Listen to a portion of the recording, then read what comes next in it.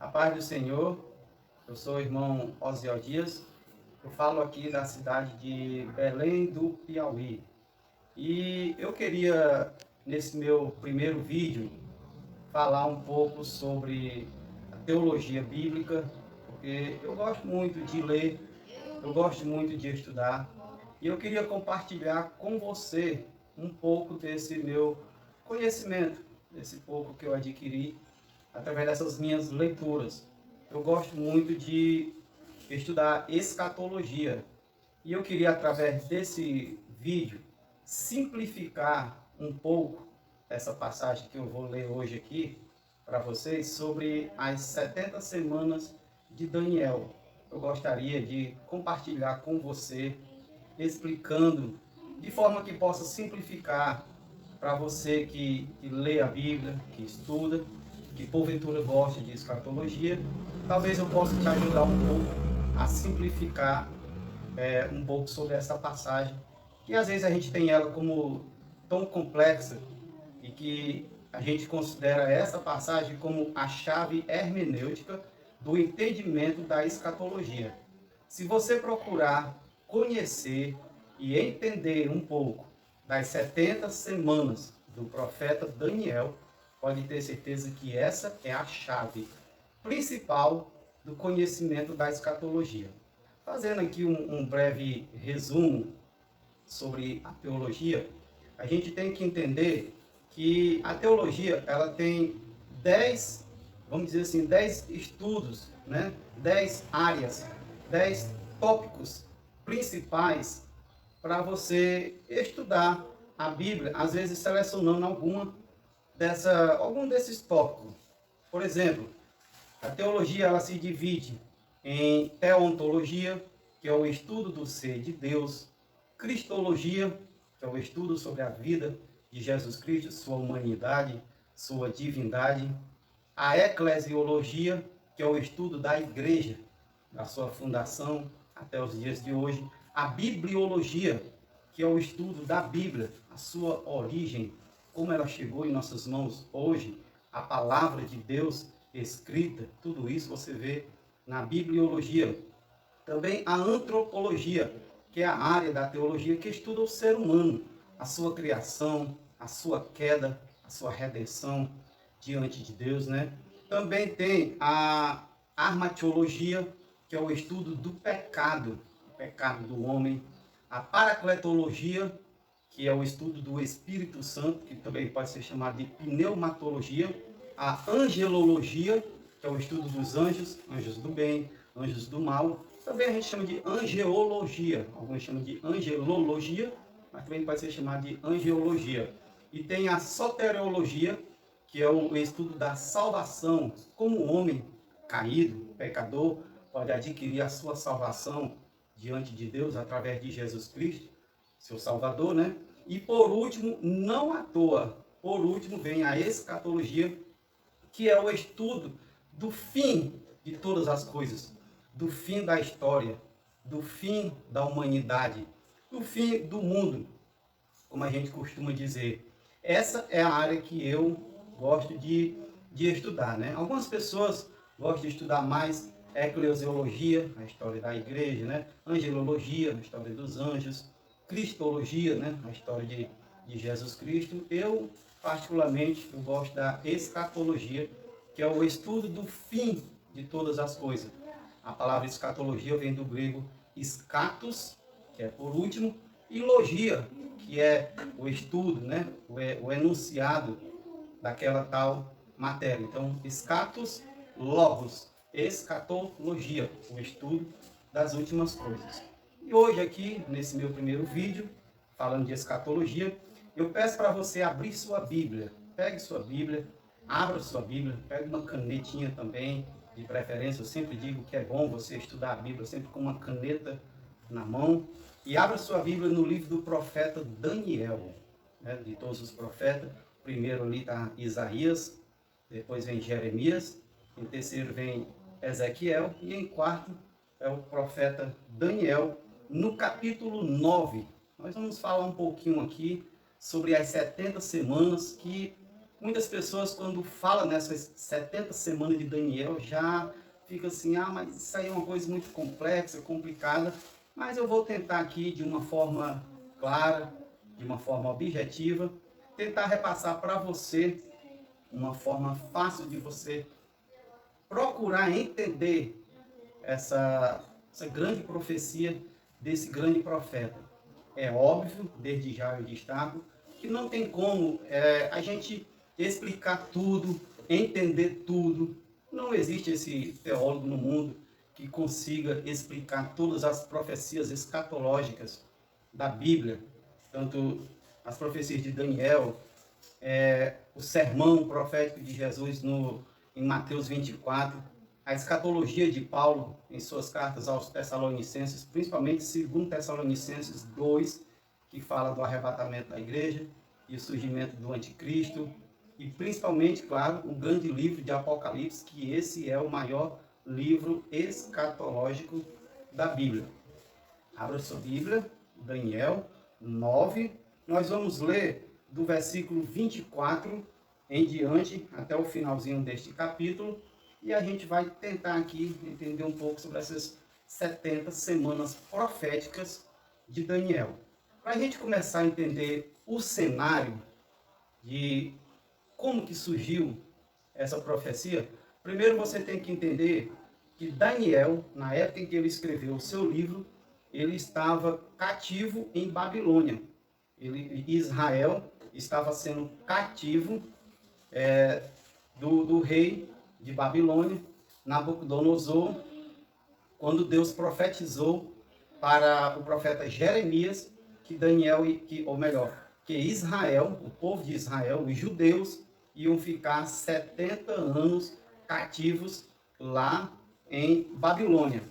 E aí Daniel, entre esses cativos, ele orou a Deus, ele confessou o seu pecado, ele confessou o pecado do seu povo de Israel, né, os judeus, perguntando a Deus até quando aquilo ia durar, o que ia acontecer depois que terminasse aqueles 70 anos de cativeiro.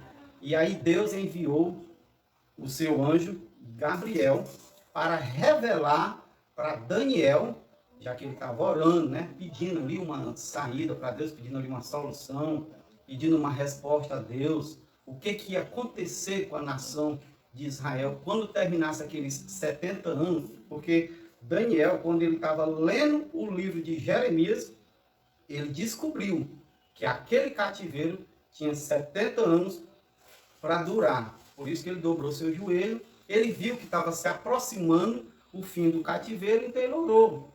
Ele orou, vamos dizer assim, aqui nas nossas palavras, Senhor, e agora, quando terminar esses 70 anos do nosso cativo, o que irá se proceder? O que irá acontecer? Quais são os seus planos para com o seu povo depois desse cativeiro? E aí foi quando Deus enviou o grande anjo Gabriel para falar com Daniel, lá dentro do cativo de Babilônia, para relatar para ele o que iria se suceder dali para frente. Então vamos aqui começar a ler, a gente vai ler aqui essa passagem, Daniel 9, 24 a 27, depois a gente vai tentar explicar versículo por versículo e tentar entender direitinho o que significa 70 semanas proféticas de Daniel. Acompanhe aí, por favor. Versículo 24. 70 semanas estão determinadas sobre o teu povo e sobre a tua cidade, para cessar a transgressão, para dar fim aos pecados, para expiar a iniquidade, trazer a justiça eterna, selar a visão, selar a profecia e para ungir o Santíssimo. Sabe e entende, desde a saída da ordem para restaurar e para edificar Jerusalém, até ao Messias, o príncipe, haverá 70 semanas, ou melhor, haverá 7 semanas e 62 semanas. As ruas e o muro se reedificarão, mas em tempos angustiosos. E depois das 72 semanas, será cortado o Messias, ou será tirado, será morto, dependendo da versão que você estiver acompanhando. E não estará mais. E o povo do príncipe que há de vir destruirá a cidade e o santuário, e o seu fim será em um dilúvio, e até o fim haverá guerra. Estão determinadas as assolações. E ele firmará uma aliança com muitos por uma semana, e na metade da semana fará cessar o sacrifício e os manjares, e sobre a asa das abominações virá o assolador. E isso até a consumação. E o que está determinado será derramado sobre o assolador. Que passagem enigmática, né? Que profecia. Essa é a considerada por todos os teólogos a chave hermenêutica do entendimento escatológico da Bíblia. Se você quiser entender escatologia, se quiser entender um pouco sobre passagens apocalípticas na Bíblia, você tem que começar estudando as 70 semanas de Daniel. Então vamos lá, vamos começar a esmiuçar um pouco aqui para a gente entender o que quer dizer tudo isso. Vamos voltar lá para o versículo 24. 70 semanas estão determinadas. Primeiro, como assim 70 semanas? A primeira coisa que você tem que entender é que semanas aqui não são de dias, são semanas de anos. Assim como uma semana tem 7 dias, cada semana aqui são 7 anos. Primeira coisa que você tem que entender. Como é que a gente pode saber disso, irmão Oziel? Você vai lá para Levítico 25 e 8, que você vai entender direitinho que nessa passagem explica que já há muito tempo, desde aquela época de Moisés, já existia essa contagem de semanas de anos. Você vê que o próprio Jacó, ele teve que trabalhar uma semana para se casar com sua esposa. Mas na realidade não foi uma semana de 7 dias, foi 7 anos que ele teve que trabalhar. Mas se você acompanhar lá na história de Jacó, lá na passagem, você vai ver que lá está falando semanas, e aí em seguida explica que ele teve que trabalhar 7 anos. Então, aqui não está falando de semanas de dias, e sim semanas de anos. Então, 70 semanas estão determinadas. 70 vezes 7 são 490 anos. Então, só para começar, as 70 semanas de Daniel simbolizam 490 anos. Então, vamos lá para a gente ir entendendo cada vez mais. 70 semanas estão determinadas sobre o teu povo e sobre a tua cidade. É bom observar que aqui está falando dos judeus. Quando diz o teu povo, são os judeus. E a tua cidade, qual era a cidade de Daniel? Jerusalém. Sobre o teu povo e a tua cidade. E agora aqui vai vir uma lista de 7 objetivos, vamos dizer assim, 7 funções, 7 obras que Jesus ia vir realizar aqui na terra, caso os judeus não tivessem rejeitado ele e sacrificado ele. Aqui está dizendo os 7 objetivos, as 7 obras que Jesus já estava determinado para realizar aqui com o seu povo, se eles tivessem recebido, né? Tem um versículo que diz que veio para o que era seu, mas os seus não o reconheceram, não o receberam, mas, pelo contrário, rejeitaram e mataram. Então, vamos lá. O que é que ia vir de Daniel? 490 anos depois, Jesus ia nascer e ele ia vir fazer o quê? Primeiro, cessar a transgressão. Segundo, para dar fim aos pecados. Isso no versículo 24. Terceiro, para expiar a iniquidade. Quarto, trazer a justiça eterna. Quinto, selar a visão. Sexto, selar as profecias. E sétimo, para ungir o Santíssimo. O que é esse Santíssimo? Esse Santíssimo aqui é o local dentro do templo onde era oferecido o sacrifício, onde era oferecida a oblação, a oferta, que era onde se encontrava a Arca da Aliança, os castiçais, a menorá, que somente os sumos sacerdotes tinham o direito e autorização de entrar lá. Em algumas passagens é chamado de Santo dos Santos, outros são chamados de santíssimo, mas é o local que ficava dentro do templo, que tinha um lugar santo e tinha um lugar santo dos santos, que era onde ficava a arca, e ficava o altar de ouro em que o sumo sacerdote entrava para oferecer sacrifício a Deus. Então, um dos objetivos de Jesus veio para ungir esse lugar santíssimo. Por que ungir? Porque quase 200 anos antes de Jesus vir, lá pelo ano 160, 170 antes de Cristo, Antíoco Epifanes ele profanou esse lugar santíssimo quando ele entrou no templo, construiu um altar a Zeus, colocou uma estátua de Zeus, sacrificou um porco em cima do altar, coisa que para os judeus foi a maior abominação que os judeus já tinham visto em sua época, até porque antes de Cristo era proibido os judeus comer porcos, Deus tinha proibido eles comer porcos. Para eles tinham os porcos como uma abominação, como uma rejeição. E aí você imagina uma pessoa entrar no templo dos judeus, lá no lugar santíssimo, construir um altar com uma imagem de escultura a Zeus e ainda sacrificar um porco em cima daquele altar. Imagina que abominação, que profanação grandíssima foi essa para os judeus. E Daniel, que já estava profetizando ainda antes de isso acontecer, porque Daniel viveu ali em 450, 500 antes de Cristo. Observe que 70 semanas são 490 anos, né? Então, quer dizer, de Daniel, 490 anos depois, o Messias ia nascer. Então, ele viveu ali 500 anos antes de Cristo.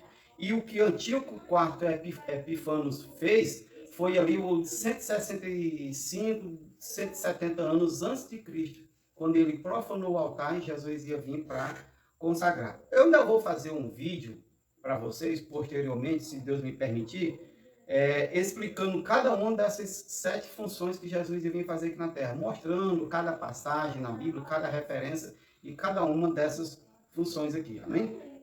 Continuando, versículo 25. Sabe e entende. Interessante isso aqui, né? Por que sabe e entende? Porque há uma diferença entre saber e entender. Por exemplo,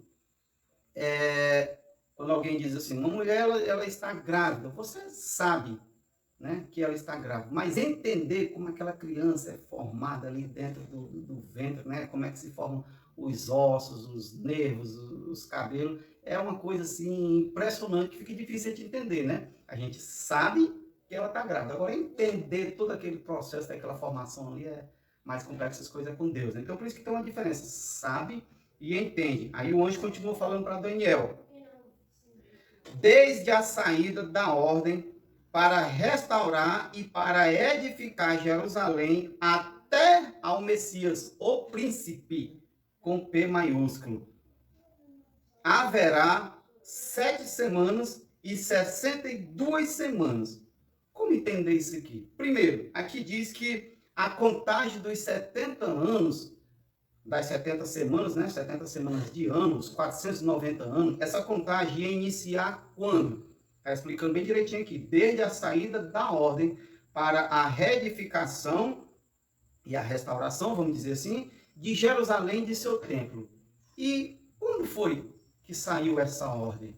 Quem deu essa ordem? Quem deu esse decreto? A Bíblia fala de 3 decretos que foram dados para a reedificação de Jerusalém. O primeiro você pode encontrar lá em 2 Crônicas 36, versículo 22, que você vai ver que o imperador, o rei Ciro, foi quem deu essa primeira ordem para que Jerusalém fosse reedificada, pois ela havia sido destruída pelos babilônicos quando trouxeram os judeus para o cativo dentro de Babilônia. Ela foi toda destruída, tocaram fogo nela, praticamente derrubaram o templo, queimaram suas portas, fizeram uma devassidão total em Jerusalém. Então, Ciro, como você pode acompanhar em 2 Crônicas 36 e 22, foi quem deu aquela primeira ordem, o primeiro decreto para a reedificação. Posteriormente, Dario, ou Dário, né? Alguns chamam de Dário, outro Dario, ele deu outro edital, vamos dizer assim, outro edito, outra ordem, para a reedificação de Jerusalém, como você pode acompanhar lá no livro de Esdras. Esdras 6, do versículo 6 ao versículo 12. Porém, essa ordem aqui, esse edito de Dario era apenas uma continuação do que Ciro já tinha feito antes dele. Mas, se você for lá para o livro de Neemias, capítulo 2, do versículo 1 por diante, você vai ver que o rei Artaxerxes I, que era filho de Assuero era o esposo de Esté, que a história chama ele de Xerxes I. Xerxes I é o mesmo Assuero, esposo de Esté. Então, o seu filho, Artaxerxes, em Neemias 2 e 1, foi quem deu o verdadeiro edito, a verdadeira ordem para a reedificação de Jerusalém e do templo. Porque Neemias estava vivendo ali, dentro do palácio de Artaxerxes, mas ele não se sentia à vontade, mesmo ali diante de todo aquele luxo, boa comida, uma boa localização, servindo o rei, porque a Bíblia diz que ele era copeiro do rei, ele era quem entregava o copo com as taças com vinho, um copo com água na mão do rei, era ele quem entregava, ele era o provedor. Primeiro ele provava, depois ele entregava. Os reis tinham essa mania de ter uma pessoa para provar o seu alimento, para ver se não estava envenenado, alguém quisesse fazer alguma conspiração contra aquele rei, né, colocar algum veneno. Então sempre tinha alguém ali que provava o alimento do rei antes dele comer, para ver se não estava envenenado. Neemias era um desses, ele era o copeiro e provador do rei. E aí ele ficou triste, porque ele pensou assim, poxa, eu estou aqui dentro de um palácio, tendo essa vida boa, mas o meu povo está lá, sofrendo em miséria, em desgraça, os restantes que ficaram, né, em Jerusalém, em toda aquela destruição. E aí ele ficava chorando, e o rei percebeu, e por que o teu semblante está triste, por que você está chorando? Aí eu vou falar aqui com as minhas palavras, né? Ele disse, rei, eu estou triste, porque eu estou aqui no palácio, mas eu lembro do sofrimento que meu povo deve estar passando lá em Jerusalém, e eu queria que o Senhor me desse uma ordem, um decreto, para que eu vá lá reedificar Jerusalém e o templo. E o rei Artaxerxes achou por bem fazer esse decreto e entregou esses documentos, vamos dizer assim, essa carta, essa autorização na mão de Neemias, e ele voltou para reedificar Jerusalém e o templo. Então, foi esse decreto de Artaxerxes, que está lá em Neemias 2, do versículo 1 por diante, que a gente tem como o decreto que iniciou as 70 semanas de ano do profeta Daniel. E esse decreto aqui, ele foi dado mais ou menos no ano 445 a.C. Então, continuando aí, né? A gente já entendeu qual foi o decreto que começou a contagem das 70 semanas de Daniel. Então, ele disse aqui, né, que desde a saída da ordem, né, para reedificar Jerusalém, versículo 25, até o Messias, o príncipe, com P maiúsculo. Presta atenção, por que eu estou dizendo com P maiúsculo? Eu vou já explicar melhor direitinho. Haverá 7 semanas e 62 semanas. Por que aquilo começou a dividir as 70 semanas em 7 semanas e 62? E você observa que 7 mais 62 são 69. E Deus disse que haveria 70 anos da ordem, até quando Jesus vinha realizar aqueles 7 objetivos com o seu povo. Mas aqui ele diz 7 mais 62, que dá 69. Observe, está faltando uma. Então, por que 7 semanas? 7 semanas de ano dá 49 anos. Esse foi o tempo que Jerusalém levou para ser reedificada. Por isso que, primeiramente, ele dividiu 7 semanas, 49 anos. E depois da reedificação de Jerusalém, ou seja, depois dessas 7 semanas, os 49 anos, ele vinha mais 62 semanas, né? Até o Messias. No caso aí são 69 semanas, ou seja, 69 anos que dá 69 semanas de anos que dá 483 anos. Observa que falta 7 anos para 490, né?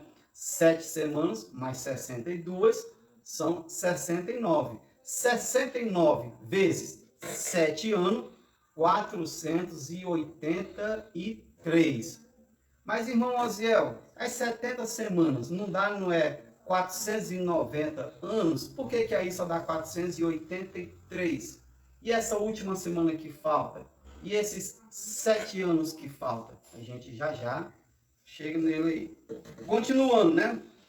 Depois de 7 semanas e 62 semanas, as ruas e o muro se reedificarão, mas em tempos angustiosos. Ou seja, Jerusalém realmente chegou a ser reedificado, o templo foi reedificado, mas foi em tempo muito angustioso. Para quem conhece, sabe que Sanbalate, Tobias tentaram de tudo atrapalhar aquela reedificação, mas no decorrer de 49 anos, Jerusalém chegou a ser completamente reedificada e principalmente o templo também foi reedificado e voltou a ter todo aqueles trabalhos, cerimônia, culto, rituais dos judeus dentro dele. Continuando aí. E depois das 62 semanas, ou seja, 7 semanas já tinha sido restabelecido, já tinha sido, vamos dizer assim, realizado uns 49 anos de restauração de Israel, Jerusalém. Aí agora diz, e depois das 62 semanas, será tirado o Messias. Ou seja, quando terminasse esse período de 69 semanas, ou seja, 483 anos, Jesus ia ser morto. Ele ia ser tirado. Observe como Daniel profetizou o tempo que Jesus ia vir aqui para a terra e o tempo exato em que ele ia ser morto na cruz pelos judeus. Continuando, depois das 62 semanas será tirado o Messias e já não estará mais. E o povo do príncipe que há de vir, agora observe que é príncipe com P minúsculo. Ou seja, depois da morte de Jesus Cristo, ele diz, e o povo do príncipe que há de vir destruirá a cidade e o santuário. Ou seja, o povo de um príncipe que há de vir, que eu vou já dizer que príncipe é ele, ia destruir Jerusalém novamente. E isso, para quem conhece a história, sabe que no ano 70 da nossa era cristã, no ano 70 depois de Cristo, Jerusalém foi novamente destruída, o templo foi destruído pelos romanos, pelo Império Romano, que destruiu tudo lá. Então teve aquela grande diáspora, quando os judeus se espalharam no mundo inteiro, devido àquela grande destruição, foi uma das maiores destruições que os judeus passaram antes da Segunda Guerra Mundial. Então ele diz aqui, ó, que o povo de um príncipe haveria de destruir o templo, como realmente aconteceu no ano 70 depois de Cristo. Agora a questão é, esse príncipe aqui com P minúsculo, se aquele príncipe que a gente leu lá, o Messias, o príncipe com P maiúsculo, é Jesus, e esse príncipe com P minúsculo, quem é? Aqui é o anticristo. O anticristo aqui é chamado de príncipe, porém com P minúsculo, claro, com P maiúsculo, só o nosso Senhor Jesus Cristo. Então o profeta Daniel profetizou que um povo do anticristo iria destruir a Jerusalém e o templo novamente. Continuando aí, depois de destruirá a cidade e o santuário. E o seu fim, o fim de quem? Do anticristo. E o seu fim será em uma inundação ou dilúvio, dependendo da versão que você estiver acompanhando aí. Se você quiser entender essa questão de dilúvio nessa passagem aqui, leia Isaías 28 e versículo 18, que lá fala que a palavra dilúvio nesse sentido aqui é o sentido de destruição, uma devassidão que será realizado por um grande exército. Então Deus usou aqui na sua profecia o nome dilúvio, porque lembra, né, o dilúvio lá de Noé, que fez aquela grande catástrofe aqui no planeta Terra, destruindo toda a vida que estava fora da arca de Noé. Então aqui quando fala que o seu fim será em um dilúvio ou inundação, é só você ler Isaías 28 e 18 que você vai entender. E até o fim haverá guerra. Estão determinadas as assolações. Ou seja, até o fim do período que a igreja vai estar aqui na terra, ela vai estar passando por guerras, por tribulações, por perseguições, como nós já sabemos, né? Que assim é a vida do crente. O próprio Jesus Cristo disse, né? No mundo tereis aflições, mas pode ficar tranquilo que Jesus já venceu o mundo. Amém? Continuando aí, versículo 27. E ele firmará uma aliança com muitos por uma semana. Ele quem? Ele fará uma aliança com muitos por uma semana. Ele quem? Esse ele que é o anticristo. Quando o anticristo vier, ele vai fazer uma aliança com muitas nações do mundo. Ele vai trazer uma falsa paz. Ele vai fazer um decreto, uma aliança, que vai trazer ali uma suposta paz entre os judeus e os muçulmanos, que são os maiores rivais que existem hoje. Você pode consultar no Google, no YouTube, que você vai ver muçulmanos degolando judeus, porque a perseguição é ferrenha, porque eles odeiam muito. E aqui está dizendo que o anticristo, para querer acabar com essa guerra, entre aspas, ele vai fazer esse acordo de paz, só que será uma falsa paz, por uma semana. Agora, entenda, como é que alguém pode fazer uma firme aliança entre nações, entre países, por uma semana? Lembre-se lá atrás que eu falei que na contagem aqui das 7 semanas e mais 62 dava quanto? 69. E não era 70 semanas de Daniel? Aí eu disse que faltou uma, né? Tá aqui, ó. Essa semana que falta é os 7 anos da grande tribulação. Quando Jesus Cristo vier e arrebatar a sua igreja para o céu, dali vai começar os 7 anos da grande tribulação, que é a última semana que resta das 70 semanas de Daniel. Antes de Jesus concluir essas 70 semanas, ele foi tirado, ele foi morto pelo seu povo. Então, como alguns teólogos gostam de usar a expressão, então Deus parou o seu relógio com o povo de Israel, com os judeus. E ficou faltando uma semana para terminar essas 70 e realizar aquelas 7 promessas que ele fez. Não é verdade? Antes dele realizar as 7 promessas, mataram ele, então ficou faltando uma semana. Então, essa semana que falta, de 7 anos, é a grande tribulação, que vai durar 7 anos de terror, como Jesus disse, muitas outras passagens dizem, muitos profetas falaram, que será um período que nunca houve na história e que nunca haverá jamais.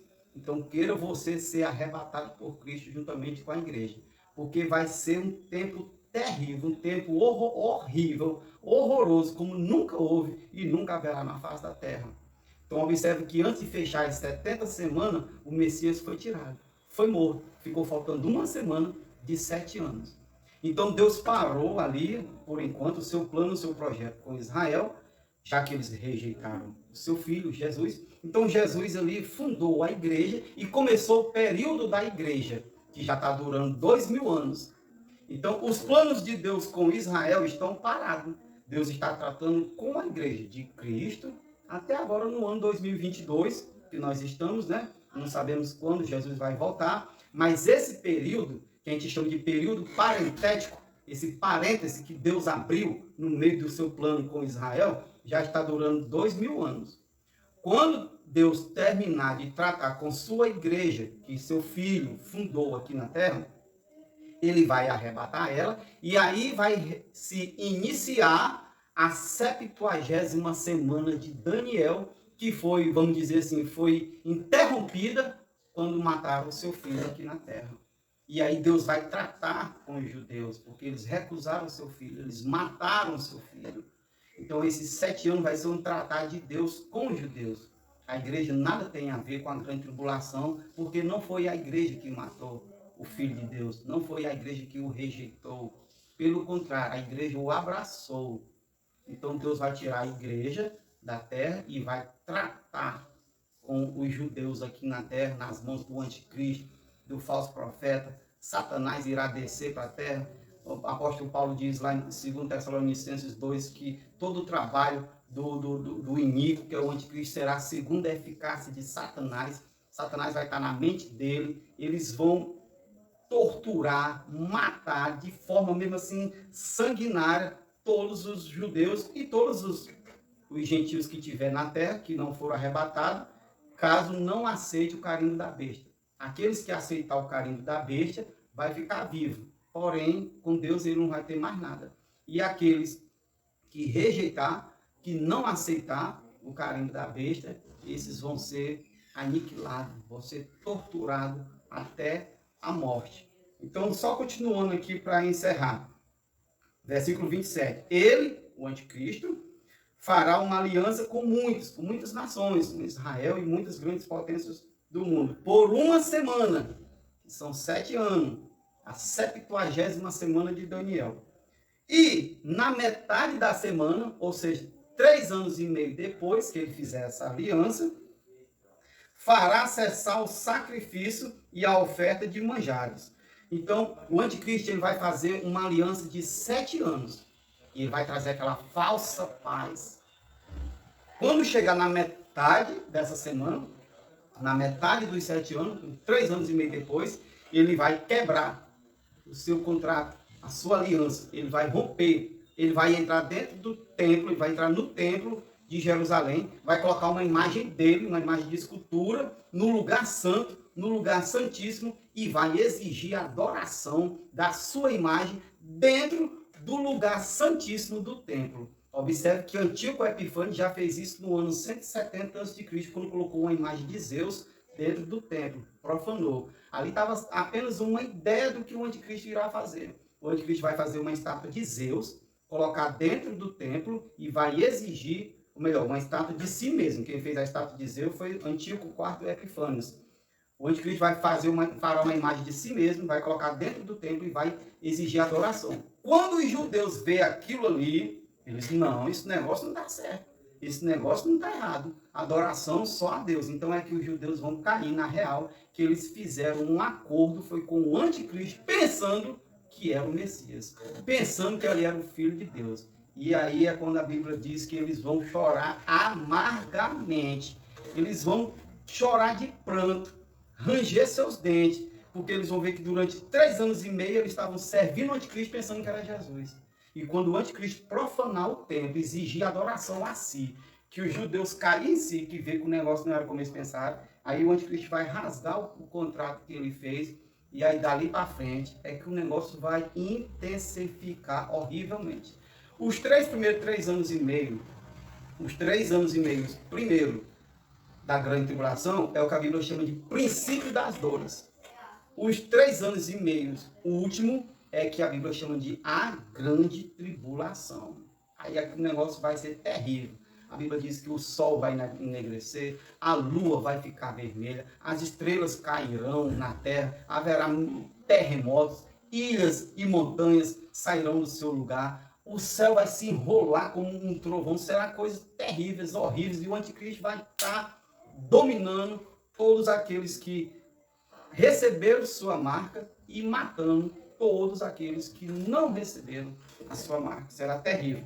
Então, para encerrar aí, depois de que diz que na metade da semana, né, ele irá quebrar, né, o seu compromisso. Aí continua no versículo 27. Ele fará será o sacrifício e a oferta de manjar. Porque na reconstrução do templo, que o terceiro templo será construído. O segundo templo foi destruído no ano 70 a.C. O terceiro templo será reconstruído e os judeus vão voltar o seu sacrifício, sua oferta de manjares, sua oblação, e o anticristo vai lá fazer cessar, vai parar aquilo ali, que vai ser quando os judeus vão se assustar. Então ele diz que fará cessar o sacrifício e as ofertas de manjar, e sobre a asa das abominações virá o assolador. Esse aqui é um dos pontos mais difíceis de se explicar. O que será essa asa das abominações? Aqui diz que o anticristo, a sua força, o assolador, virá sobre a asa das abominações. Uns acreditam que a asa das abominações é o homossexualismo, outros dizem que pode ser a idolatria, porque a abominação é aquilo que Deus rejeita. Asa quer dizer a parte principal, o mais forte, ou seja, a principal das abominações, que é chamada de asa das abominações. Está querendo dizer assim, e sobre o principal das abominações virá o assolador, que é o anticristo. Agora, o que é essa asa das abominações é que ninguém consegue chegar num consenso. Porque lá no livro de Daniel, ele diz que o anticristo rejeitará o amor das mulheres. Ele não terá respeito pelo amor das mulheres. Então, assim, alguns acreditam que ele será homossexual, porque ele vai desprezar, ele vai rejeitar o amor das mulheres. Então, por causa disso aí, não é uma certeza, não é um consenso, mas é uma suposição. Mas veja como aqui diz, sobre a asa das abominações virá o assolador. E isso até a consumação, ou seja, até o fim dos tempos aqui na terra. E o que está determinado será derramado sobre o assolador. Ou seja, aquilo que já está determinado para destruir o anticristo, que é chamado de assolador, será concluído. Aquilo que Deus determina, ele conclui. Como será a destruição do anticristo? Quando terminar os 7 anos da grande tribulação, Cristo vai voltar com a sua igreja, né, que já estará com ele lá no céu, na Nova Jerusalém, nas bodas do Cordeiro. Cristo vai voltar com o seu exército em cavalo branco, e a Bíblia diz que com o sopro da sua boca ele vai matar, vai aniquilar o anticristo, vai destruir o anticristo e o falso profeta, e destruir e lançar os seus espíritos no lago de fogo, que é o inferno final, que arde como fogo e enxofre. Então, essa será a destruição do anticristo, como está lá em 2 Tessalonicenses 2. Então, aqui diz no finalzinho, o que está determinado será derramado sobre o assolador. Então, meu irmão, aqui para resumir, fazendo aqui um pequeno resumo. As 70 semanas de Daniel são 70 semanas de ano. Deus quis dizer que dali, a partir daquele decreto para a reconstrução de Jerusalém, haveria 490 anos até o Messias. E aqui diz os 7 objetivos que o Messias veio fazer aqui na terra. Só que antes dele concluir, ele foi tirado, né? Ele foi morto, rejeitaram ele, mataram ele. Então, por causa disso, Deus fechou ali o seu plano com Israel, abriu a porta para a igreja e ficou faltando uma semana. Foi concluída apenas 69, ou seja, 483 anos. Para 490, falta 7 anos, que é uma semana. Essa semana é a que vai ser realizada quando Cristo arrebatar a sua igreja, o anticristo vai surgir, vai fazer uma firme aliança entre os judeus e muitas nações, e ali vai iniciar o período de 7 anos, que é chamado de atribulação. A tribulação é o período de 7 anos. A grande tribulação é o período de 3 anos e meio, os últimos, que será quando o anticristo quebrar a sua aliança, e assim os judeus perceber que fizeram a aliança foi com o anticristo, pensando que era com Cristo, o Messias. Amém, meus irmãos? Eu vou deixar aqui o meu zap, aqui embaixo com vocês. Meu número é 89 994 60 9206. Se você quiser mandar mensagem para mim, fique à vontade, manda mensagem, mande sua dúvida. Amém? Se inscreva em meu canal. Se você gostar, você curte, você compartilha com demais pessoas, viu? E que Deus possa abençoar você. Estude a Bíblia, estude escatologia. Ela parece ser assim um bicho meio complexo, né? Mas você persistindo, lendo, estudando, pedindo orientação ao Espírito Santo, Deus há de fazer com que você venha a entender. Eu aguardo sua mensagem. Deus abençoe a você, em nome de Jesus. Até o próximo vídeo. Amém? Amém.